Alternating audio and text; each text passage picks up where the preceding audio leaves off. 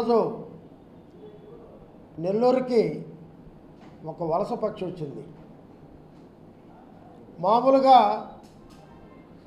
సూలూరుపేట నియోజకవర్గంలో నేలపట్టు అని ఒక విలేజ్ ఉంది. అక్కడ పక్షుల పండుగ జరుగుద్ది. అక్కడ భారతదేశంలో ఎక్కడున్నాయో అన్ని రకాల వలస పక్షులు వస్తాయి. అటువంటి ఒక వలస పక్షి ఈరోజు నెల్లూరుకు వచ్చింది.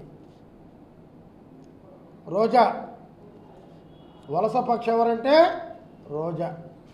ఆమె ఎవరంటే సిరిసిరి మువ్వ. సిరిసిరి మువ్వ.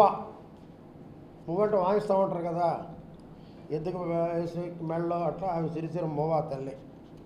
రోజమ్మ, నువ్వు కూడా ఒక విమర్శించే స్థాయికి వచ్చావంటే మరి అది నవ్వాలో ఎడవాలో అర్థం కావట్లేదు.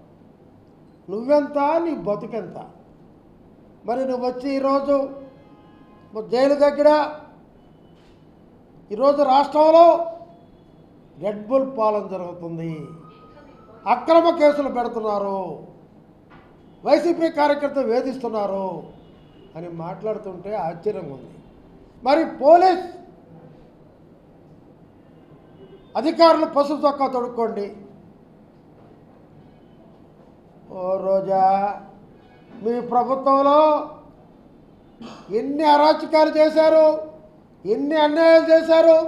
మీరు పోలీసులు ఎట్ట వాడుకున్నారు, అధికారులు ఎట్ట వాడుకున్నారు, ప్రజానీకానికి అంతా తెలుసమ్మా. రోజా, నువ్వేం కొత్తగా చెప్పబడలే. నీ సంగతి తెలుసు, నీ ప్రభుత్వం సంగతి తెలుసు. నీది ఒక ప్రభుత్వం, నువ్వు ఒక మనిషివి, వలస పక్షివి. జైల్లో ఒక మర్డర్ కేసు ముద్దాయిని చూసేదానికి వచ్చావు. ఒక మర్డర్ కేసు ముద్దాయిని చూసేదానికి వచ్చావు. చూసిన దాన్ని వెళ్ళిపోవాలి. మాది అంబేద్కర్ రాజ్యాంగం, రాజారెడ్డి రాజ్యాంగం కాదు మాది. అంబేద్కర్ గారి రాజ్యాంగం కాబట్టే ఈరోజు నెల్లూరుకి నువ్వు రాగలిగావు, మాట్లాడగలిగావు, మళ్ళీ తిరిగి పోగలిగావు.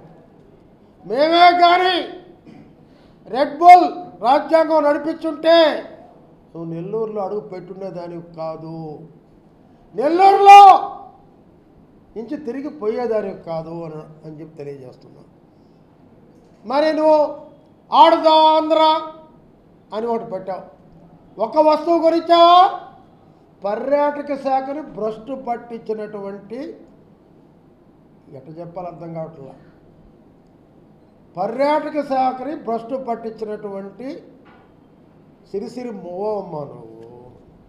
సిరిసిరి మువ్వ నువ్వా ఈరోజు మా చంద్రబాబు నాయుడిని, లోకేష్ గారిని విమర్శించేది? మరి రాష్ట్రంలో పరిపాలన లేదు, రాక్షస పాలన నడుస్తుంది, అక్రమ కేసులు పెడుతున్నారు. ఏమ్మా, అక్రమ కేసులు పెట్టింది ఎవరో తెలియదా నీకు? ఓ రోజా, చెప్పమ్మా, అక్రమ కేసులు పెట్టింది ఎవరు? మీరు కదా.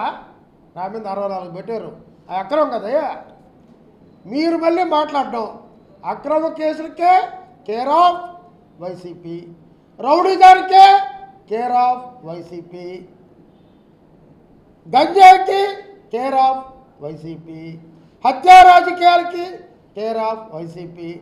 అన్నిటికీ మీ జగన్మోహన్ రెడ్డి అమ్మ, మీ జగన్ గారే.